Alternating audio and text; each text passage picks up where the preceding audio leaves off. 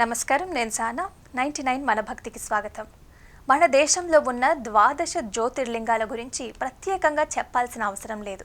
వీటితో పాటు పంచభూత లింగాలు, పంచారామాలతో పాటు ఇంకా ఎన్నో ప్రముఖ శివాలయాలు ఉన్నాయి. మనలో చాలా మంది జీవితంలో ఒక్కసారైనా ద్వాదశ జ్యోతిర్లింగాలని దర్శించుకోవాలని కోరుకుంటూ ఉంటారు. అయితే అది మనందరికీ సాధ్యపడదు.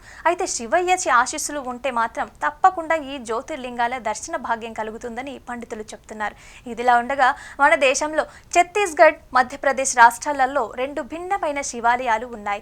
ఈ దేవాలయాలలో శివలింగాలు 360 డిగ్రీలు తిరుగుతాయి. ఎవరైతే తమ మనసులో శివుడిని స్మరించుకుంటూ ఈ శివలింగాన్ని తిప్పుతారో వారి కోరికలన్నీ నెరవేరుతాయని చాలా మంది నమ్ముతారు. ఈ సందర్భంగా ఈ ఆలయాలని ఎవరు నిర్మించారు, ఎప్పుడు నిర్మించారు, ఈ శివలింగాల విశిష్టతలు ఏంటన్నది మనం ఈ వీడియోలో తెలుసుకుందాం.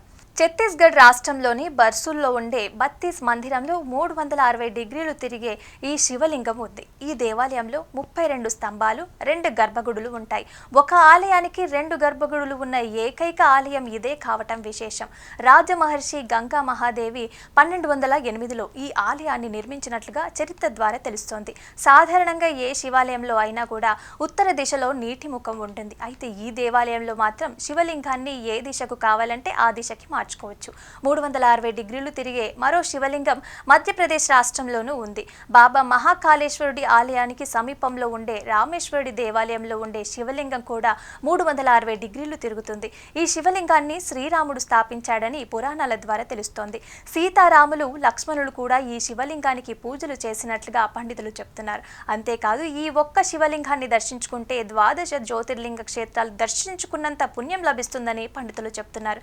ఈ ఆలయాన్ని శ్రావణ మాసంలో భక్తుల తాకిడి ఎక్కువగా ఉంటుంది. ఈ మాసంలో శివలింగాన్ని దర్శించుకోవటం వల్ల ప్రత్యేక ప్రయోజనాలు కలుగుతాయని చాలా మంది నమ్ముతారు. స్కంద పురాణాలలో కూడా ఈ ఆలయాల ప్రస్తావన ఉంది. ఈ పురాతన శివలింగాలని దర్శించుకోవటం ద్వారా ఒకసారే 12 జ్యోతిర్లింగాల రూపాలని కూడా చూడవచ్చు. ఎందుకంటే ద్వాదశ జ్యోతిర్లింగాలనే వేర్వేరు చోట్ల పలు రాష్ట్రాలలో ఉన్నాయి. ఈ శివలింగాన్ని 360 డిగ్రీలు తిప్పినప్పుడు అది ఈ జ్యోతిర్లింగాల రూపాన్ని తీసుకుంటుంది. ఇక ఈ మహాకాలమన్యంలో ఉన్నందున దీని ప్రాముఖ్యత మరింత పెరిగింది. శ్రావణ మాసంలో క్షిప్రా నదిలో స్నానం చేసిన తర్వాత ఈ శివలింగాన్ని నీటిని సమర్పించడం ద్వారా కోరిన కోరికలన్నీ నెరవేరుతాయని చాలా మంది భక్తులు నమ్ముతారు.